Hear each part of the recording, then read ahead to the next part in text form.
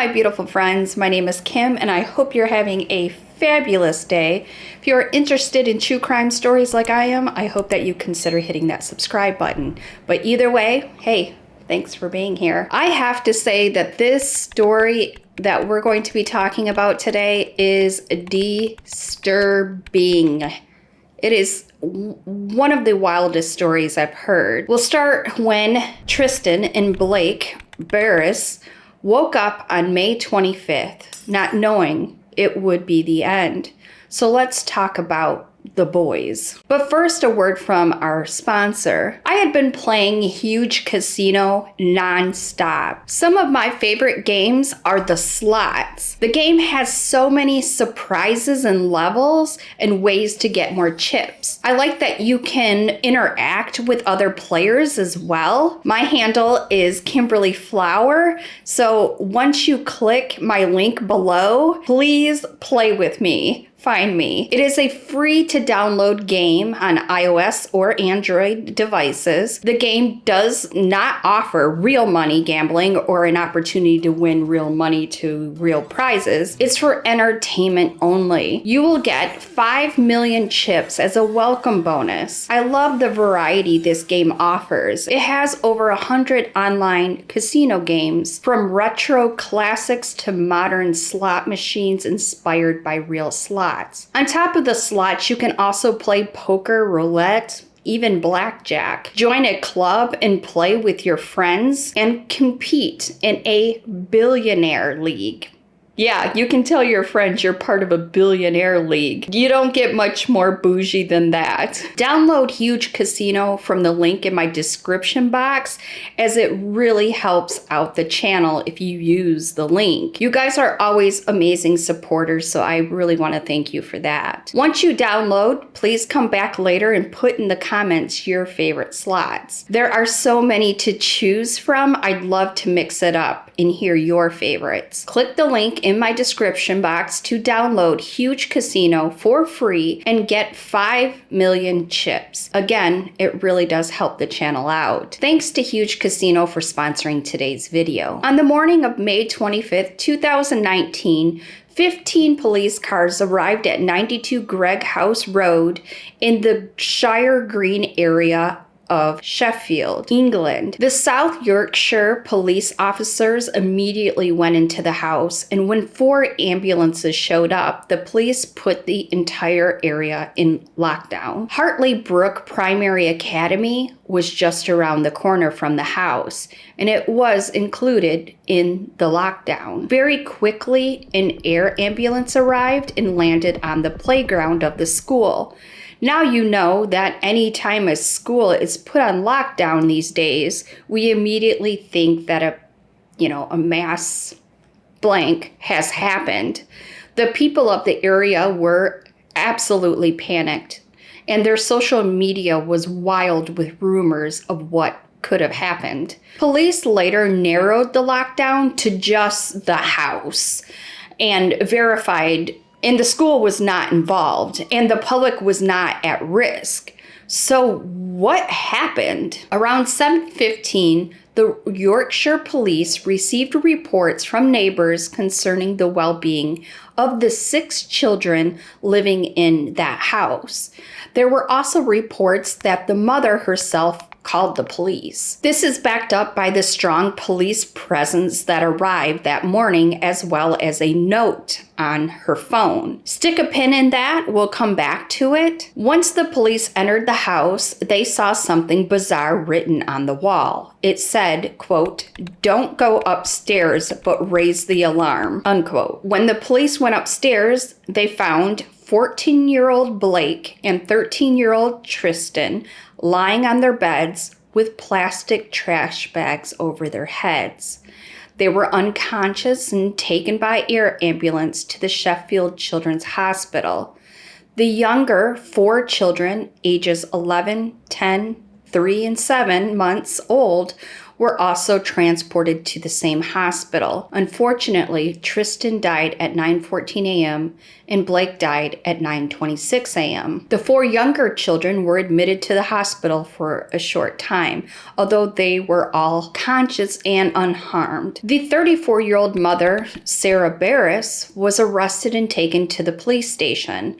Also at the house was her 37-year-old brother, Brandon Macon. He was arrested with her. Of course, the first thing investigators needed to know was who hurt the children and why. When they had arrived at the house, Sarah gave them a notebook with funeral arrangements for the children in it. Right away, they seized Sarah's phone, like they normally do in all these cases, and they found a note she'd made to herself that had a big impact on the case. This is what she said, quote, "Brandon is the dad of all the kids. The pills didn't work, so he's had me kill Tristen and he's killed Blake. I'm sat here with the other 3. He's going to kill them than me," unquote. Yes, you heard that right. Her brother Brandon was the father to all of her 6 children. Also, where she wrote, "I'm sat here." Remember, this is a British case, so that's the equivalent of her writing, "I'm sitting here." Again, we're asking what happened, right? We need to understand the family first. Sarah was born and raised in Sheffield, although she and her half-brother Brandon didn't always live in the same house. They both had really harsh childhoods. Brandon and Sarah shared the same mom, but different dads. Sarah also had a brother named Martin and a sister named Linda. The kids were taken away from their mom's care repeatedly and put into care homes, which we will call them, as we call them, foster homes in the States. They were both under child protection plans and children's social care, which basically means that they were at a high risk of abuse and neglect. They were constantly sent back to live with their mom, then to foster care, and then back to their mom. And this happened over and over again. Before I continue, nothing can justify what happened to the children of that Gregg House home, but we do need to understand how we got here and how troubling their childhoods were that just trickled down to how we got to where we are today. By the time Sarah was 14 years old, she was living in foster care and she was making reports of SA from several adults. These were accounts from the past. At least one of these accusations resulted in a person going to prison for assaulting Sarah. Brandon was living in foster care from the age of 9 years old, and he was moving from one place to another until about the age of 19, he moved to independent living. There were times when they lived in the same foster home, and even back then, there were rumors that their relationship was a little bit too close. In 1998, when 14-year-old Sarah lived with her mom found love letters Brandon had been writing Sarah. He was 18 at the time. Their mom called the authorities and social services to investigate. Sarah and Brandon both denied there was any relationship, and the letters weren't proof of anything. So nothing was done. Before I continue, sibling relationships are illegal in England, so keep that in mind as we go along. When Sarah was 19, she had her first son, Blake. Throughout her entire adult life, she lived alone with the children, and their father, Brandon, who is her half-brother, lived in a house nearby. But he spent all day at the house on Gregg House Road, but still lived on his own. When Blake was born, Sarah said she wasn't in a relationship with his father and that he didn't want to be involved in any way. So she never listed the father on the birth certificate and never identified Brandon as the real father. Sarah continued having her brother's children, and by 2019, she has had 6 children, doing it on her own. I mean, he's over there a lot, I guess, but for the most part, she's living on her own. 6 children. Living as a single mother, she received help from social services, and they considered her to be a loving and caring mom. The older 4 kids, so that's 14, 13, 11, and 10 years old, all had been diagnosed with various disabilities and special education needs. Blake was diagnosed with ADHD and attention deficit hyper disorder. He also had speech and language difficulties. He had his speech and language therapist that he saw. Tristen was diagnosed with ADD, attention deficit disorder, which is only slightly different. He was getting ADD support previously.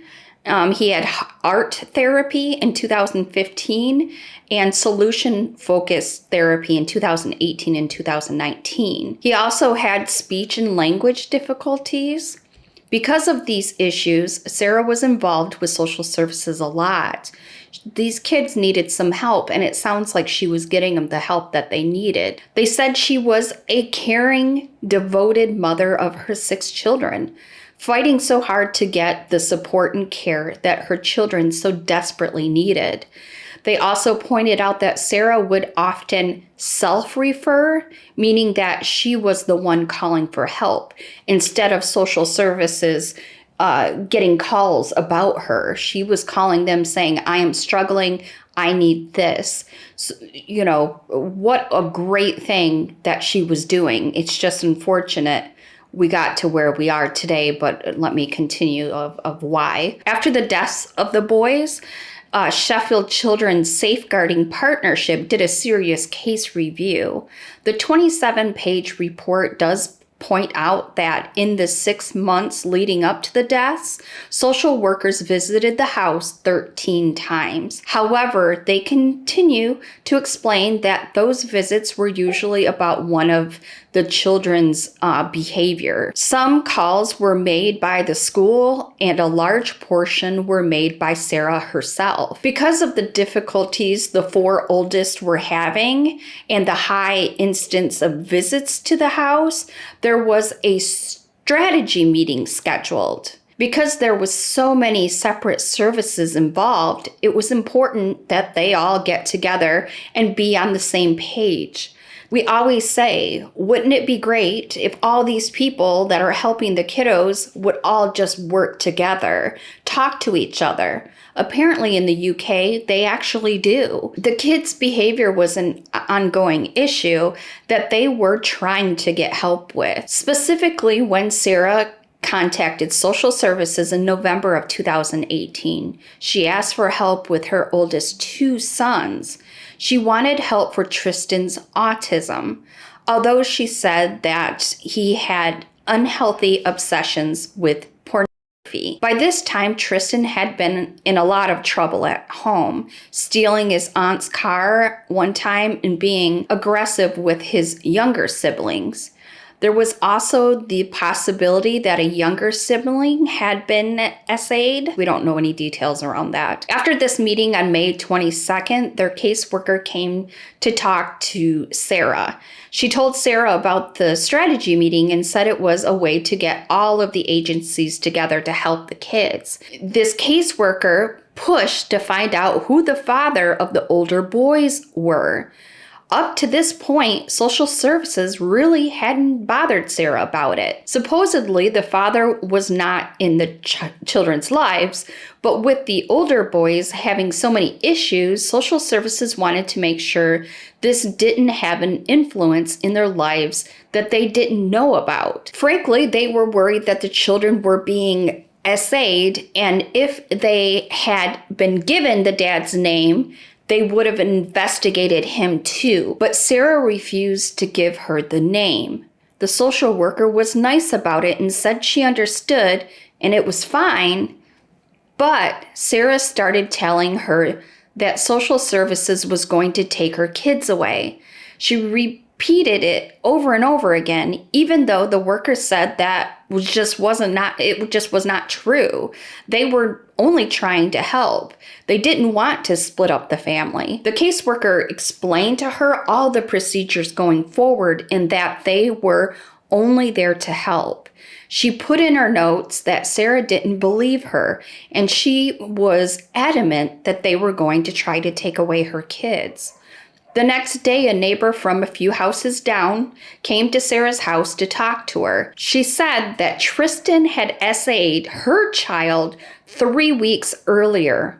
Of course, Sarah didn't know what to say to this, although she did defend her child and said she didn't believe he'd done that. Now, Tristen was murdered by time we found out this information about this neighbor's child. And so there was no investigation into this. So we cannot say for sure, but it's just the allegations of the neighbor at this point. The important point is that this happened the day before the murders. Whether Sarah believed it happened or not, it was something big she was going to have to deal with. On May 24th, around bedtime, Sarah and Brandon gathered all of the medications in the house. Remember that although Brandon technically lived somewhere else, he was most always at the house. Because the older four were all diagnosed with wide range of disabilities and learning difficulties, they were all on a lot of medications. There are medications for ADHD, ADD, and others. So the means a variety of Ritalin and others like that. Sarah and Brandon poured them all out and made 4 piles of pills. Sarah told Tristen and Blake, the 11-year-old and the 10-year-old, to take the piles of pills she put in front of them. Of course, they did not want to take them. They argued and tried to get out of it. Think about the fact that probably over the years, they were taught not to get into the medicine bottles, to only take what the doctor prescribes for them. And now the mom is breaking all the rules. The confusion must have been just horrific. Eventually, Sarah told them, "Mother knows best." They trusted her, so they took all of the medications and she sent them to bed. Later that night, Sarah put messages on Facebook about her children having a stomach bug. She texted her friend that the kids were really sick and probably wouldn't be at school the next day. As far as we know, she did not give anything to the 3-year-old or the 7-month-old. When her kids woke up the next morning, Sarah realized that they were alive, and so she panicked. The kids did live, but one of them sent a message by Nintendo Switch to a neighbor friend that he was feeling very sick. This was May 25th, the day of. She did a bunch of searches on strangulation, suffocation, and drowning. Then she called Brandon and told him to come over and help her kill the kids. When Brandon got there, Sarah wrapped the cord from her robe around Tristen's neck and basically killed him. Blake saw this happening and yelled, quote, "Mom's killing Tristen," unquote. She held the cord tight for 3 minutes. After he was gone, Brandon used his hands to strangle Blake. Later in the police interview, Brandon said about this, quote, "I just had this feeling that I really wanted to strangle someone, you know?" Unquote. When the boys were dead, they put plastic trash bags over their heads, just in case. And then they put them in their beds. Then they ran a bath in the tub, and together they tried to drown the 11-year-old. Thankfully, it didn't work. They weren't able to kill that child. For some reason, at that time, Sarah took the living children to her bedroom with her and called 999, which is our 911. But I have to wonder why they stopped. Was it something the 11-year-old did or said? Either way, I'm very thankful but they were planning on killing all of them. After the murders, when the investigation was ongoing, Sarah's other brother, Martin, came forward to speak to law enforcement and later to the media. Now, remember, the people from all the government agencies that worked with Sarah and her kids really held her in high esteem. Like, they had the ultimate respect for her. They were very confused. Martin saw things differently. He said that both Sarah and Brandon were psychopaths, and they had been since birth. Her behaviour, the way she'd act like animals, for one. Finding a bird's nest and she killed 2 birds just straight across with stones, and I was crying my eyes out and she wasn't even asked. The mice that she had that she just stamped on wasn't normal behaviour. I was in tears and she was just laughing. It's messed me up a little bit, and I feel numb at times as well, like guilty. You know what I mean? I should have spoke more, or you know what I mean, gone down and seen them more. Should have done something more. You know, I could have picked up on something. You know what I mean? So yeah, I feel guilty and I feel like I've let them down as everyone else. Now, I know that some people think mice and rats are something you catch and kill, but in this instance, they were their pets. They were their family pets, and they just killed them and took pleasure in it. Let that sit in. In the past, when we've talked about serial killers and psychopaths, we do discuss their tendency to hurt animals. He also talked about the time when he, Sarah, and a neighbor girl had all climbed into a tree together. I guess they were pretty high up. He said he watched Sarah purposely push the girl out of the tree. The girl broke her arm from the fall, and he said when they climbed down, the girl was lying and crying, and Sarah stood there just laughing at her. Apparently, he was worried about the kids as well. He said he was out for a walk one day with Brandon when Blake was 3 or 4 years old, and Tristen was in a stroller. He said Brandon was quite cruel to Blake, jerking him by his arm and dragging him across the ground. Martin did call social services about this.